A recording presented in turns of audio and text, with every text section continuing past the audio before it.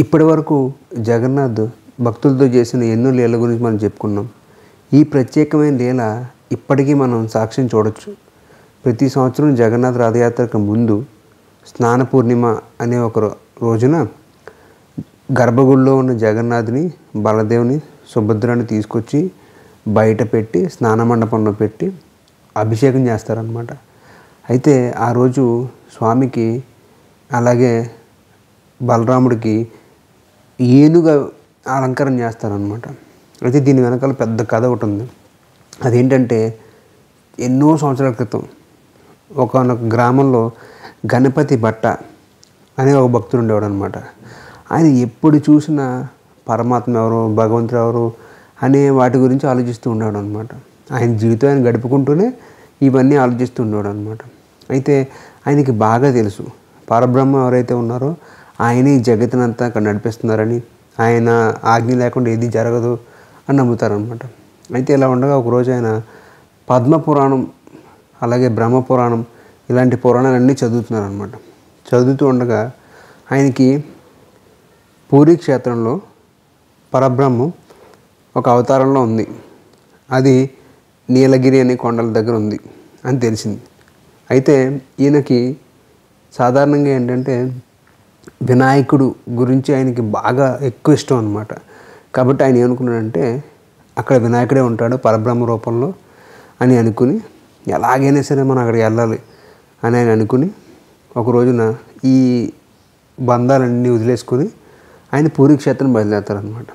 అయితే పూరీ క్షేత్రం బయలుదేరినప్పుడు ఆయన ఏమనుకుంటాడంటే ఇంక మనం పూరీ క్షేత్రం వెళ్తున్నాం కదా, అక్కడ పరబ్రహ్మ ఉంటారు కదా, ఆయన చూసిన తర్వాత ఇంక మళ్ళీ మనం తిరిగి రాము అనే ఉద్దేశంతో ఆయన వెళ్తుంటారు అనమాట. కానీ ఆయన పూరీ పొలిమేర దగ్గరికి వెళ్ళేసరికి ఏమవుతుందంటే అక్కడ చాలామంది భక్తులు వెనక్కి తిరుగుతూ నవ్వుతూ వస్తుంటారు అనమాట. వాళ్ళ చేతిలో ప్రసాదం కూడా ఉంటుంది. ఆయనకు అర్థం కాదు, అదేంటి అక్కడ పరబ్రహ్మ ఉన్నారన్నారు, ఇంక వెళ్ళిన వాళ్ళు తిరిగి రాకూడదు కదా, కానీ ఎందుకు ఇలా తిరిగి వస్తున్నారు అని ఆయనకి అనుమానం వస్తుంది. అలా వెళ్ళే భక్తులను అడుగుతారనమాట, మీరేంటండి, మీరు ఎక్కడి నుంచి వస్తున్నారు అంటే మేము పూరీ వెళ్ళి వస్తున్నాం, జగన్నాథ్ని చూసాం, పరబ్రహ్మాన్ని దర్శనం చేసుకున్నాం అని చెప్తారనమాట. ఇక్కడ ఈయనకు ఒక డౌట్ మొదలవుతుంది, అదేంటి పరబ్రహ్మాన్ని చూస్తే ఇంకా తిరిగి రాకూడదు కదా, కానీ వీళ్ళని తిరిగి వస్తున్నారు, నేను కానీ తప్పు డెసిషన్ తీసుకుని ఇక్కడి వరకు వచ్చానా, లేదంటే నాకే అయోమయంగా ఉందా అని ఆయన ఆలోచిస్తుంటాడు అనమాట.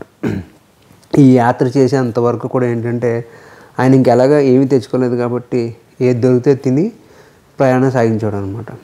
అయితే పూరీలోకి పొలిమేరల లోపలికి వచ్చిన తర్వాత ఈయనకి ఇంకా ఎక్కువ మంది అలాగే నవ్వుతూ ప్రసాదాలు తీసుకుని రావడం చూసి ఇంకా ఆశ్చర్యం వేసింది. ఏంట్రా నిజమేనా మనం అనుకుంది, లేదా అనవసరంగా వచ్చామా అని. అప్పుడు జగన్నాథ్కి ఈ విషయం అర్థమైంది.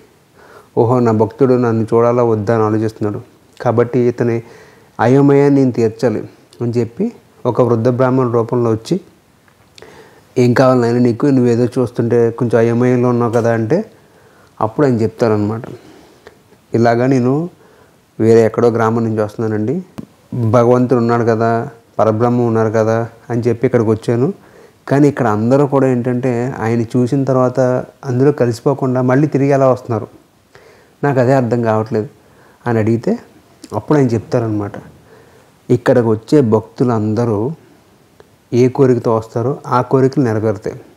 అయితే నువ్వు చూసిన భక్తులందరూ కూడా స్వామి మేము ఇంటికి తిరిగి వెళ్ళాలి, మళ్ళీ రావాలి అనే కోరికతో వచ్చారు కాబట్టి వాళ్ళందరూ అలాగే వెళ్తున్నారు.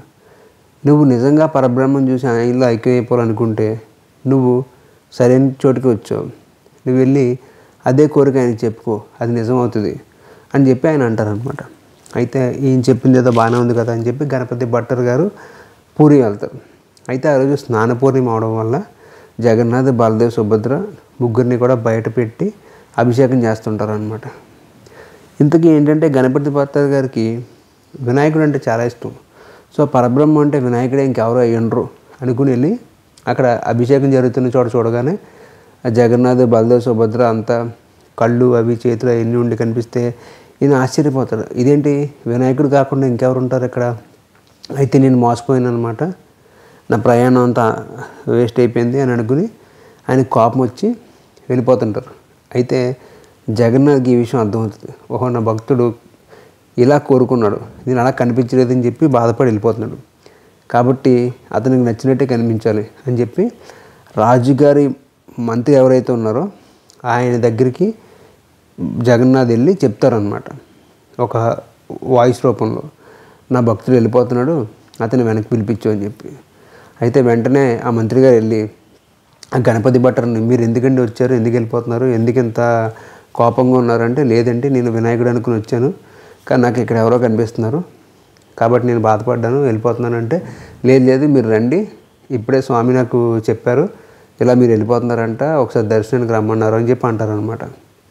అయితే ఆశ్చర్యం ఏంటంటే గణపతి భట్టర్ గారు మళ్ళీ వెనక్కి వచ్చి జగన్నాథ్ దర్శనం చేసుకుంటులోకి జగన్నాథ్ వినాయకుడు అవతారంలో కనిపిస్తారన్నమాట ఆయనకి. అంటే తొండం, పెద్ద పెద్ద చెవులు ఇవన్నీ ఉండి కనిపిస్తారనమాట. అది చూడగానే, ఆహా స్వామి, నా మనసులో ఉన్న భావాన్ని మీరు అర్థం చేసుకున్నారు, మీరు నిజంగా భావగ్రాహి జనార్దుడే, మీరు నాకు ఒక సాయం చేయండి, ఇలాగే ప్రతి స్నాన పూర్ణిమకి మీరు ఆ ఏనుగు అవతారంలో కనిపించాలి అని కోరుకుంటారన్నమాట. సరే అంటారు. అది అన్న తర్వాత వెంటనే ఆయన నేల మీద పడి దండం పెట్టుకుని, ఇంకా నా జన్మ అయిపోయింది, నన్ను మీలో కలిపేసుకోండి అని అంటారనమాట. అనగానే మొత్తం పూరిలో ఉన్న ప్రజలు, రాజుగారు అందరూ చూస్తుండగా ఈ గణపతి భట్టర్ గారు ఆత్మ వెళ్ళి జగన్నాథ్ విగ్రహంలో కలిసిపోతుంది అనమాట. అది చూసి చాలామంది జై హో జగన్నాథ్, జై జగన్నాథ్ అంటూ ఉంటారన్నమాట. అప్పుడెప్పుడో జరిగిన సంఘటనే ఇప్పటికీ కూడా స్నాన పూర్ణిమ రోజున అభిషేకం అయిపోయిన తర్వాత ఆయన కోరిక మేరకు, ఆ భక్తుడి కోరిక మేరకు జగన్నాథ్కి, బలదేవ్కి ఏనుగు వేషం వేసి ఉంచడం ఆచారం కింద వచ్చిందనమాట. ఇదే మొదల పంజిలో కూడా రాసి ఉంటుంది. కాబట్టి భక్తులు ఏ కోరికతో అక్కడికి వెళ్తే ఆ కోరిక నెరవేరడం, భగవంతుడు ఎలా చూడాలనుకుంటారో అలా కనిపించడం, అలా మన మనసులో ఏ భావంతో వెళ్ళినామో ఆ భావాన్ని ఆయన గ్రహించి మనకు ఆ విధమైన ఫలితాన్ని ఇస్తారనమాట. అందుకే జగన్నాథుని భావగ్రాహి జనార్దన్ అని కూడా అంటారు. ఇంకా ఇలాంటి కథలు ఎన్నో ఉన్నాయి.